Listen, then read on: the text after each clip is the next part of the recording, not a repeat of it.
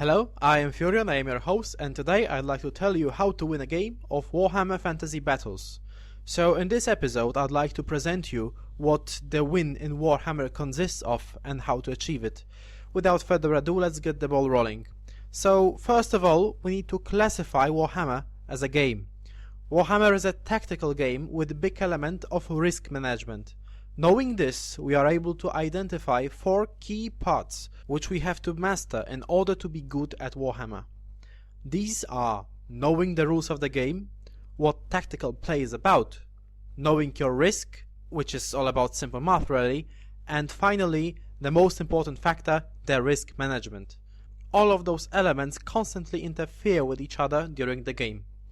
Now let's talk with a little bit more depth about each of those elements. So, knowledge of the game.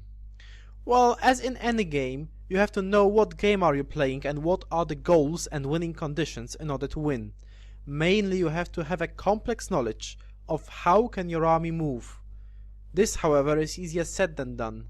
Moving your units is a broad topic and it consists not only of issue of moving in movement phase, but also moving via combat reforms or how to install a charge while you already rolled enough for range.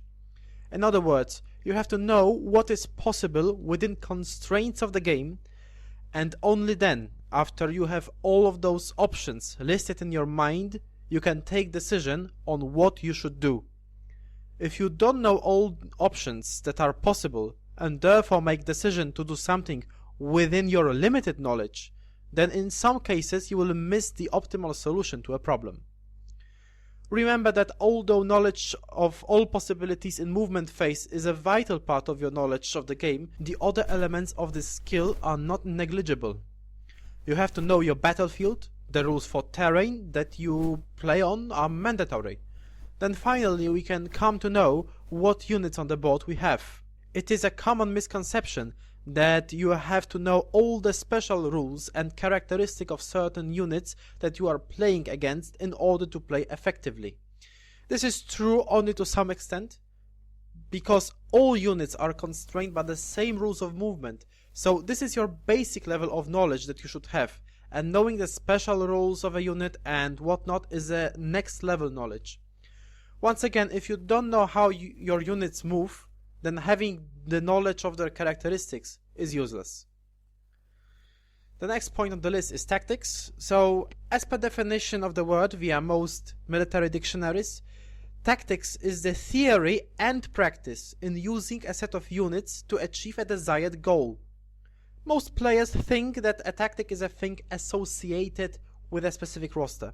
The most blatant example of this is when players present a roster on some Tactica forums and explain that this character will go in this unit and this unit will be in the middle and this unit will be on the flank. This is not tactic at all. This is just some empty schematics.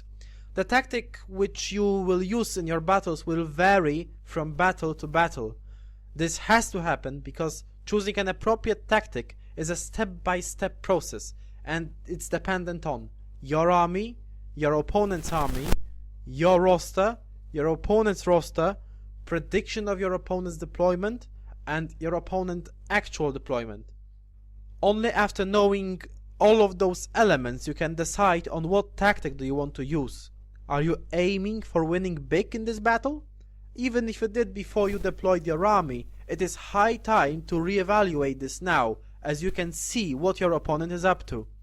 Not every battle can be won by a big margin, and the sooner you realize that, the better you'll be off as a player.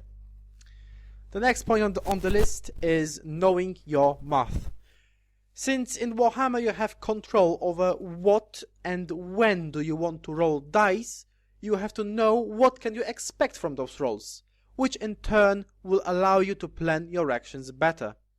You have to know the probabilities of certain rolls, not exactly by the percentage. Knowing that something is very likely or unlikely to happen is a necessary tool. Also, you'll need some basic calculation skills, the addition, subtraction, multiplication and division, also by fraction of a number to a total sum of 10. Since the time of battle is limited, you want to do the calculations with suitable degree of accuracy. I prefer to work with integer numbers, so if you have, for example, 5 attacks hitting or 4 plus wounding on 3s, then I'll just count them as 6 attacks and can quickly deduce that I can inflict maybe 2 wounds. There are lots of spreadsheets with statistics on the internet. In the description I'll post a link to a spreadsheet that I use that has the most common statistics. You will find it helpful while charging and spellcasting. Finally, we come to risk management. This is what is the most difficult thing in Warhammer. Every situation has a different context. Sometimes putting yourself for a charge that comes to you on double sixes is a good decision. Sometimes it is a tremendous mistake. Managing risk is actually all what Warhammer is about, and it is here where skill of a player comes into place.